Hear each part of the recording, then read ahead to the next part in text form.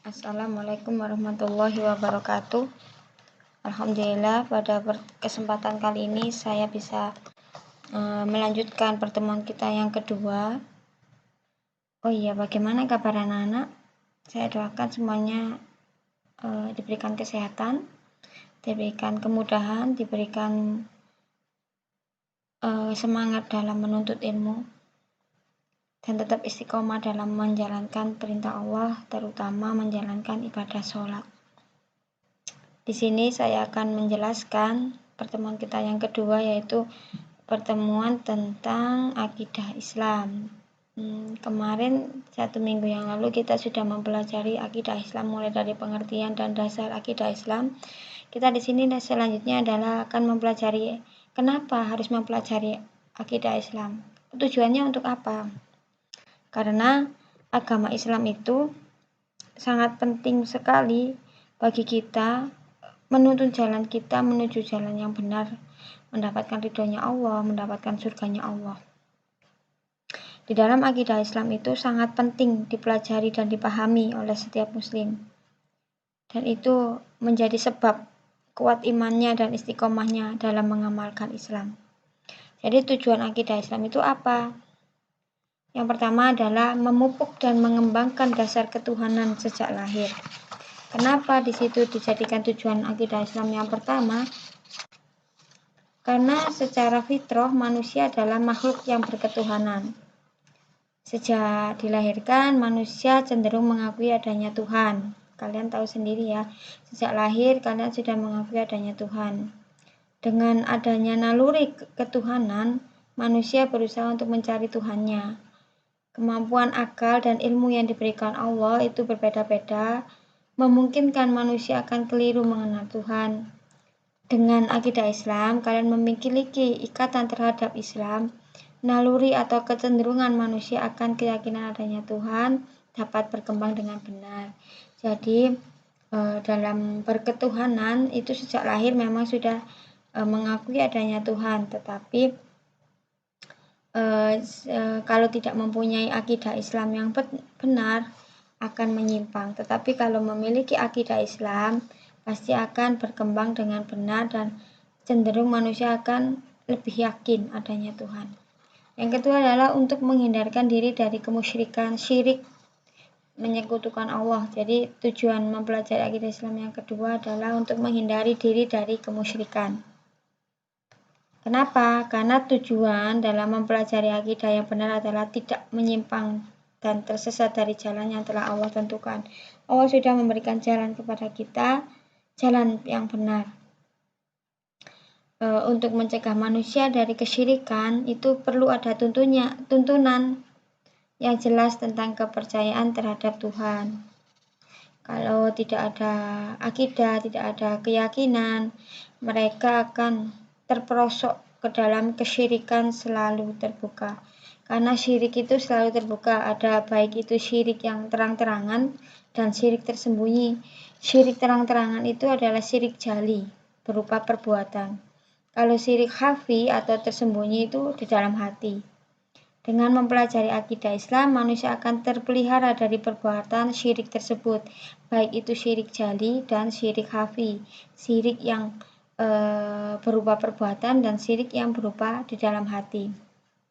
Yang ketiga adalah untuk menhindarkan diri dari pengaruh akal pikiran yang menyesatkan. Manusia itu diberikan kelebihan oleh Allah menjadi khalifah, menjadi pemimpin di dunia, di bumi.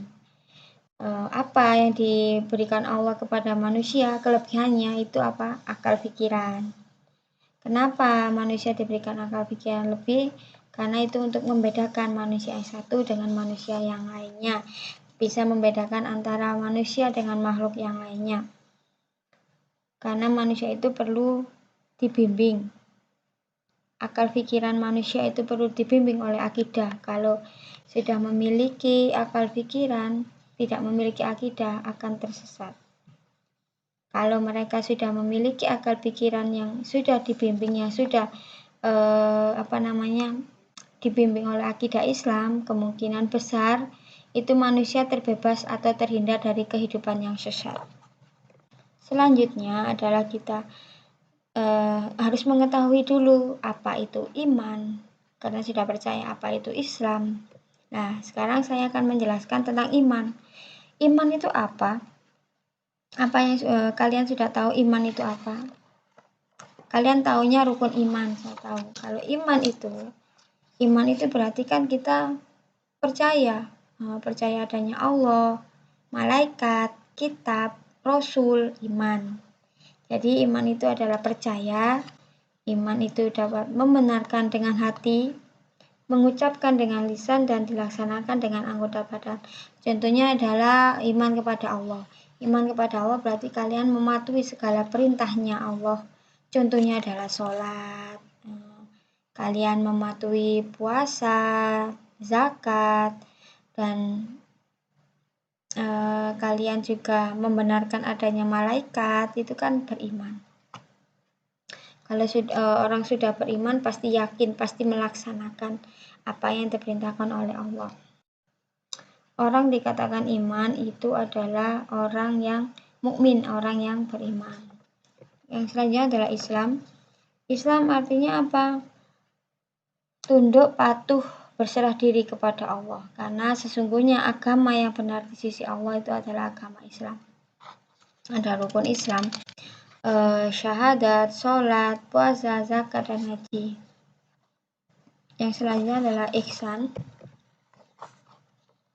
Ihsan itu apa?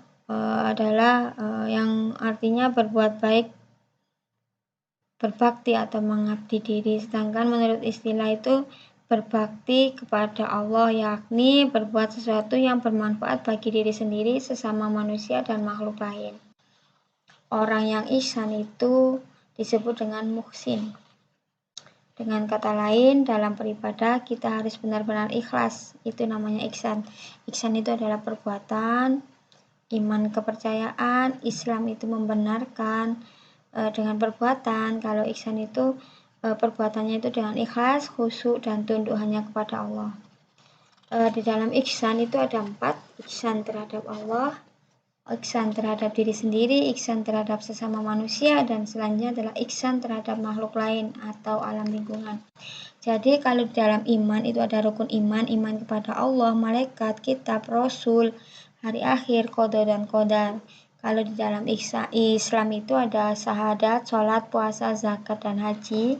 Kalau di dalam ihsan itu ada ihsan terhadap Allah, perbuatan baik terhadap Allah, berbuat baik terhadap diri sendiri, sesama manusia, dan makhluk lain atau alam lingkungan. Jadi dari ketiga ini, iman, Islam, dan ihsan ini pasti saling berhubungan. Kalau salah satu tidak ada, jadinya tidak akan saling menguatkan. Apa hubungan antara iman, Islam, dan ihsan? Iman itu dijadikan pokok akidah. Jadi iman itu sebagai pokok akidah, pokok keyakinan, amal batin. Contohnya adalah ilmu tauhid tentang ketuhanan, itu iman. Islam lebih menekankan pada amal lahir, tindakan yang nyata sebagai bukti keimanan.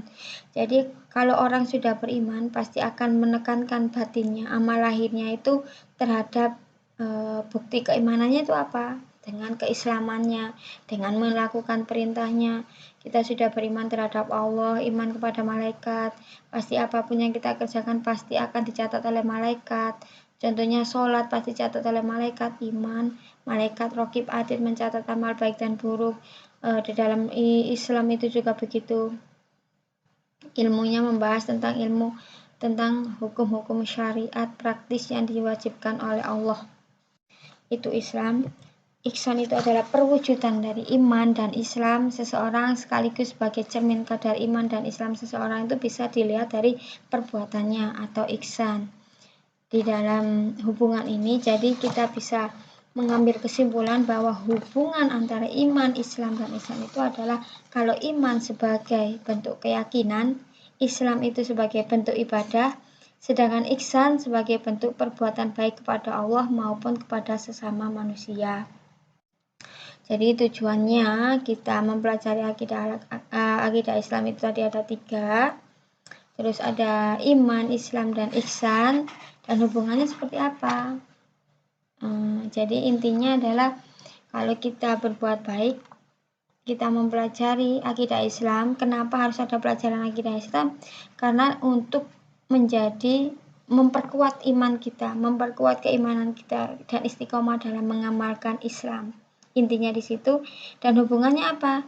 Kalau iman itu sebagai bentuk kita sudah yakin terhadap Allah, Islam itu bentuk ibadahnya, ibadah sholat, puasa, zakat, dan haji bila mampu. Dan ihsan itu apa? Ihsan itu adalah perbuatannya, perbuatan dari kalian sudah berkeyakinan, sudah mengaku Islam. Itu perbuatannya apa? Yang dilakukan sehari-hari itu.